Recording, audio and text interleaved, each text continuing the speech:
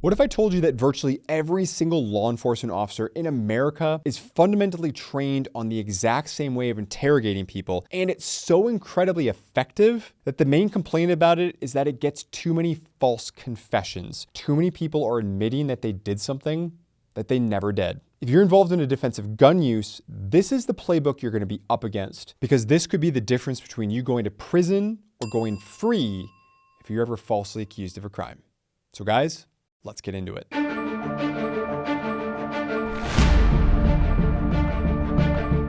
Whether by name or just content, it's amazing how both as an ex-prosecutor and defense attorney, I can watch interrogation video after interrogation video after interrogation video, and they all follow the same playbook, or near enough. What we're talking about is called the Reid Technique, R-E-I-D. This was developed around 1947 by a polygraph expert, John E. Reid, who himself was a former Chicago police officer and a consultant. It has emerged across the last century as the structured psychological approach to interrogation. Why? Because it works.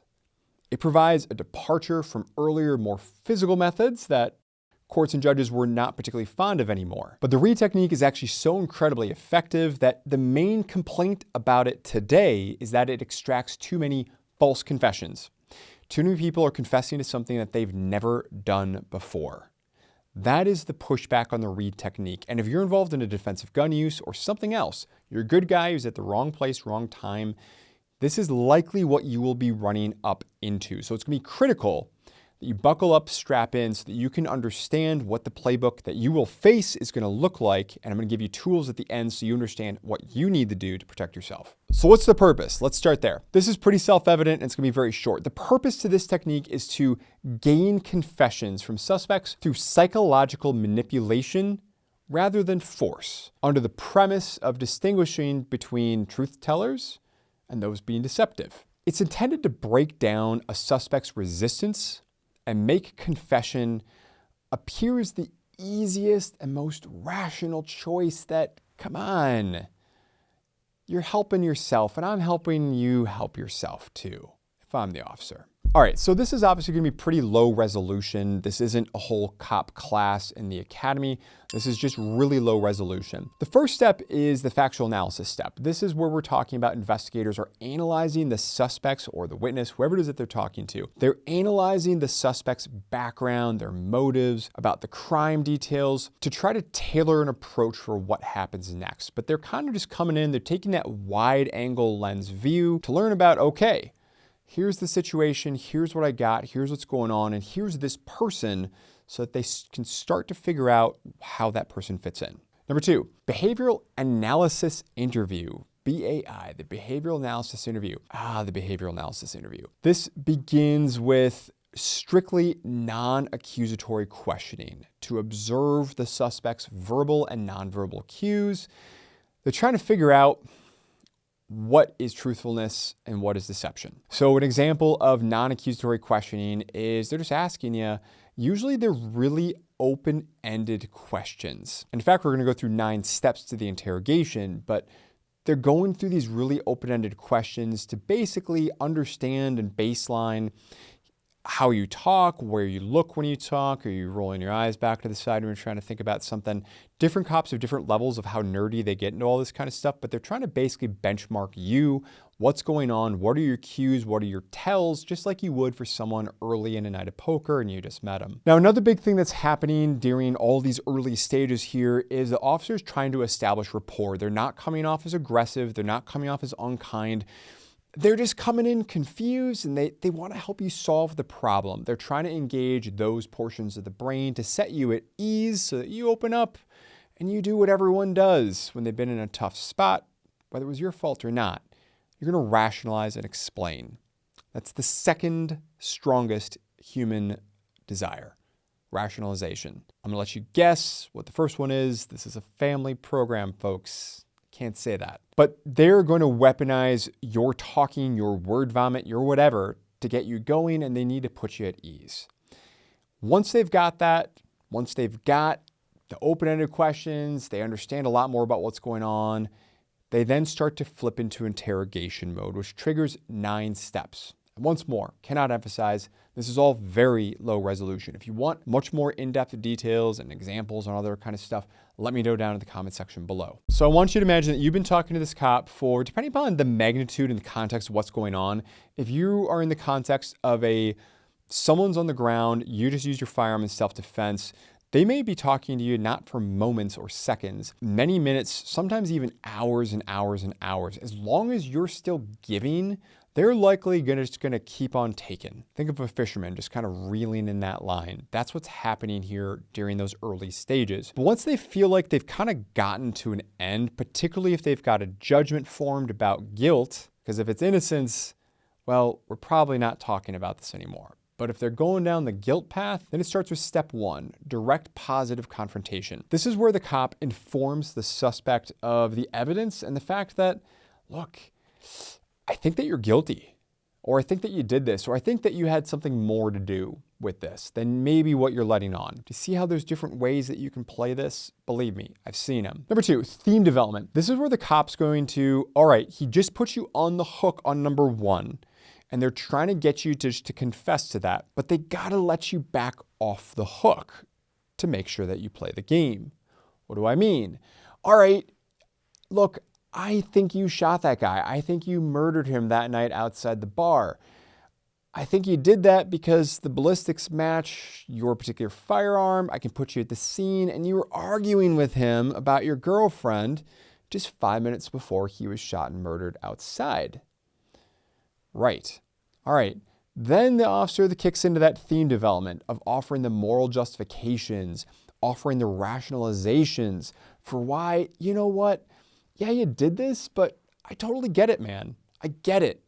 They're minimizing the culpability to get your yes and that full-throated confession from a really difficult lift to an easy, yeah, you're right. This is why I did it. This is absolutely why I did it. He had it coming to him, didn't he? Right? You can see how that theme development works. But really what it is it's basically making that, it's getting to yes. It's getting to the someone confessing, making it that much easier. They're lowering down that bar to make it that much easier. Number 3, handling denials. This is where if the person is denying things and saying, no, it wasn't me, it wasn't, no. The cop's going to interrupt and discourage denials in order to try to overcome and reduce resistance. Make it clear that, look, this person is cornered. There's no explaining about the fact that this wasn't you. No, we're past that. We're past that. We're now at the part of the conversation where you're going to take ownership. You're going to confess to this. So I can write up this report. I can save the file for the recording about what's going on in the interrogation room. And I can hand this off to the DA and I'll see you at your felony prelim down the road. Number 4, overcoming objections. This is where, okay, the person still might be objecting to things, but the cop is looking to address those counter arguments, but they're doing it with empathetic responses. So this falls back in that category, in that bucket of making sure that the lift to say yes, getting to the yes, is going to be as easy as possible. Easy as possible. That's what you're trying to do in your nighttime AM voice. For those of you that are old enough to remember what AM radio was. Retaining suspect's attention. You got to make sure that, of course, throughout this entire process, you are maintaining the focus and you personalize the interaction. Number 6, handling passive mood. This is where the officer needs to be observing, empathizing, and maintaining pressure when the suspect becomes withdrawn. You have to keep the pressure up. Remember what we talked about for the purpose and the tools. This is psychological manipulation to get to yes. That's what this is. Number 7, presenting alternatives. This is where you explicitly, if required, you need to go to create extra scenarios that really, as much as possible, shift the blame off the suspect, minimize that responsibility. You give them the outs, but to punch that ticket, they got to agree that, yeah, I did it. Yeah, I did it. It's part of the out, right? Yeah, I did it. You may have been justified morally, not legally, but you may have been justified, but we're going to punch that ticket to an out. This isn't always necessarily the best scenario for cops to land on. Why? Because, for instance, in a marriage where we've got infidelity or something like that, or accusations of that, and the cop just decides to invent that, maybe that goes towards sentence mitigation. Maybe the judge won't care about it. But you can see how this may not be the frontline issue that you lead with as your frontline tool. Because even if you are going to get the guy on the crime, if you believe that they did it, you don't want to reduce the sentence with the judge, or at least open up those doors and conversations to be had. Number 8, eliciting oral confession. Press for the verbal admission as the initial step. So this is the part where you are explicitly pushing for that yes. I need a yes, man. I know that it's a yes. I need you to say it. That's where the number 8 is coming in. And then number 9, converting that oral to a written confession. It's really important wherever possible for cops to get someone to write it down. There's no I misspoke questions. There's none of that kind of stuff. You had the time to write it down. Typically, cops will ask you to reread it. And then if that's all correct and there's nothing else you want to add, change, subtract, divide, multiply, then go ahead and sign that bottom, buddy.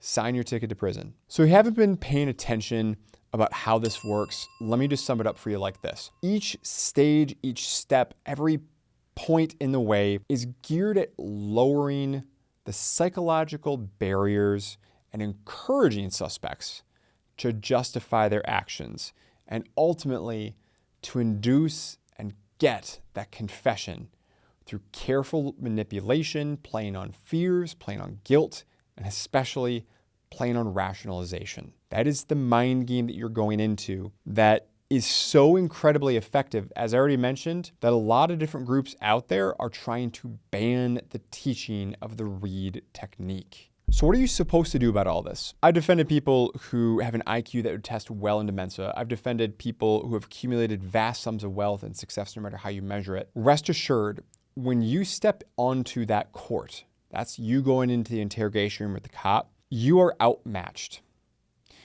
because you have hundreds of years, thousands of years really, but I'm just going to keep it hundreds of years of police psychological training, research, you name it, not to mention that cop, that detective that you're matched up against. This isn't about who's smarter. This is about who's more prepared for the time and place where you find yourself. And I'm going to bet on that cop, and I'll probably win 999 times out of 1,000. Are those the odds that you want to take? You might be Michael Jordan when it comes to brains, when it comes to thinking, when it comes to talking, when it comes to all of that. But at the end of the day, you're not playing basketball with the cop, with the detective. You're playing ice hockey. And that guy right there is an all-star. That's why he's a detective. How's your hockey game? See what I mean? Michael Jordan, great golfer. I don't know if he would make it to the NHL. And I think by now, hopefully you get where I'm coming at this. Doesn't matter what your level of success is. Doesn't matter what your brains are. Doesn't matter what you might think of that officer. They are going to beat you way more times than you come out looking good. So the best move, the only move, if you find yourself in this situation someday, is not to play. You got two options. You can raise your right to silence, or you can raise your right to an attorney. Much better. Why is raising your right to an attorney much better? Because there are limited situations in US law, thanks to the Supreme Court, where your silence can actually be used against you. Moreover, if you're silent and you raise your right to silence, the cops are still allowed to keep badgering you, harassing you, lying to you, and playing their games. But if you raise your right to an attorney, then they should back off.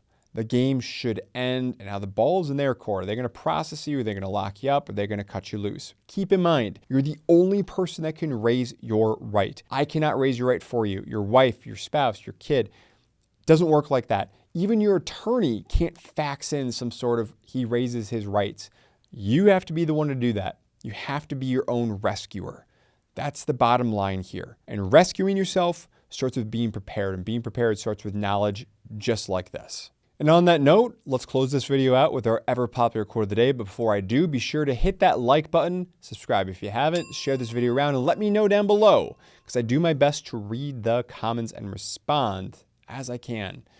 Let me know down below what you think about all this. What's the most interesting part to you? And if you're a retired cop, I love reading the comments from retired cops. A lot of you guys reach out to me through email, and you even call my office as well. Let me know what you think about all that. I'm really curious to see what you guys think.